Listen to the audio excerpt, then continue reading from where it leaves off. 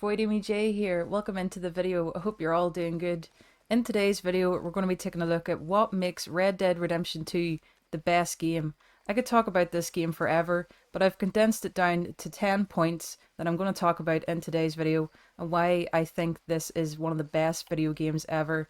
I've found it hard to get that experience again with another video game. Of course, there's The Last of Us, Cyberpunk, another favourites of mine, but this is definitely in my top 10 and it's very hard to get that recreated again. It's affected me in different ways. Obviously, I've based my channel on it, met so many people through the game, have even met some of the actors from the game, and have spent so many hours in it. So I'm going to talk about it here today.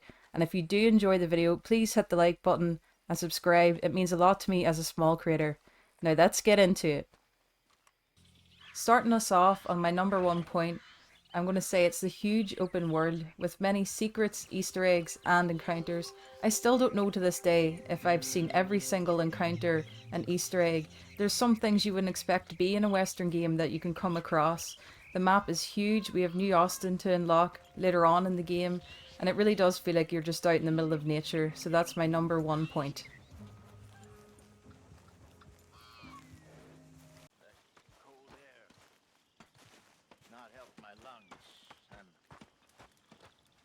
Well, I'll be dead, but before that, I'll be fine again. Yeah, I hope so. You know, Dutch did a good thing with you. He's taken on more murderers and degenerates than I care to count, but he was right with you. I didn't see it at first, but I was very wrong. I want you to know that. Thank you.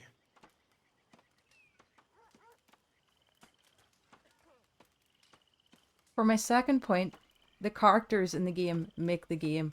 So even minor characters have fully fleshed out stories, and if you listen, pay attention and do some digging, you can find out stuff like I just did right there. If you do pay attention, you will find different little tidbits about the gang, and I think that really makes the game great because you can really see who these characters are as people.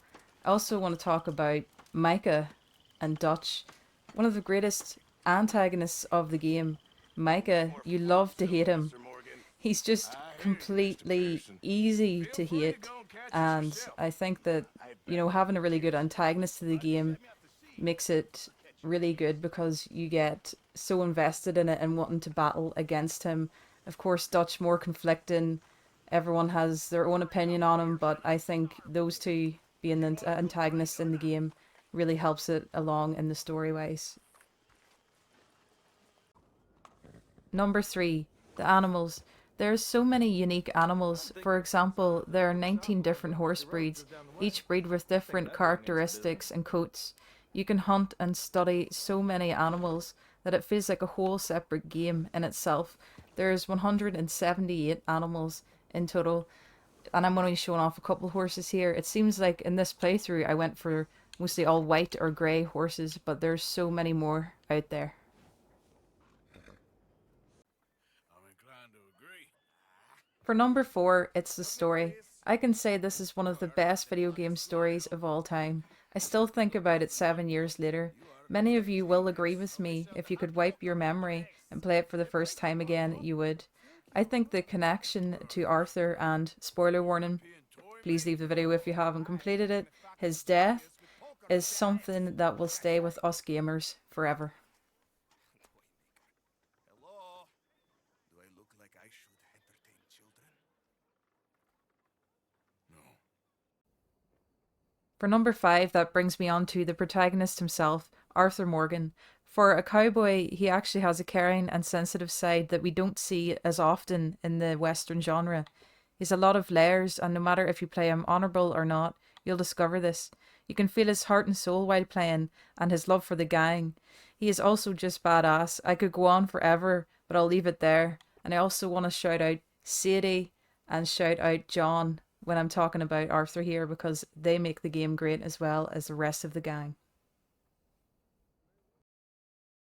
For number 6, his tumultuous relationship with John in the beginning, turning into a brotherly bond.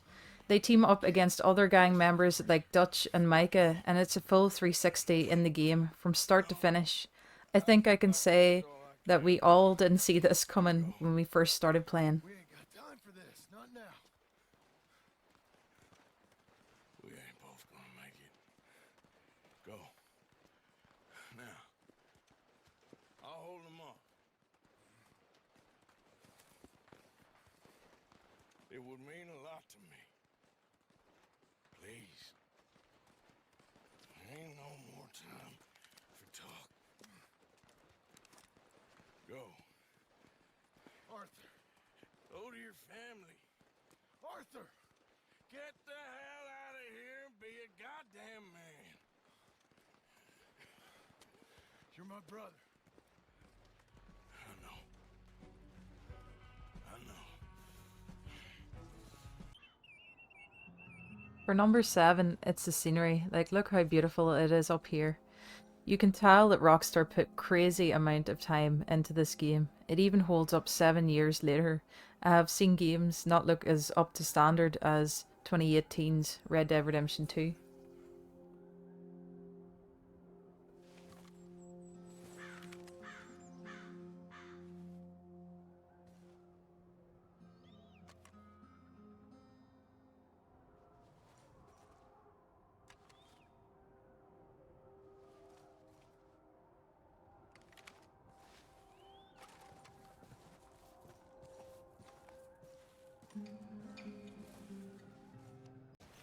For number 7, it's the honor system. I haven't been on this playthrough in a while, so you can see I'm pretty much neutral there. But I think this is a great element in the game because you can decide Arthur's path. Is he going to be bad? Is he going to be good? Is he really going to get redemption? And I think leaving that choice up to the players is great. But personally, I think playing the game with high honor is always better, and I have never been able to complete a bad honor playthrough myself because I just find it too hard to play Arthur like that. Of course, there was parts where I was dishonorable, but in the end game, I always end up choosing honorable. For number 9, the intriguing and scary locations you can discover in the game. Here's the Man Bear Pig, which pretty much goes unsolved. We have the pentagram, the murderer's bunker. We have a house where you can find a murder has taken place. The whole swamp area is completely freaky. We've got the night folk there. There's ghosts, there's vampires, there's everything. And I know all the locations, collectibles, and Easter eggs kept me coming back. And I feel like I still have not discovered everything in this game and still discovering new things every day.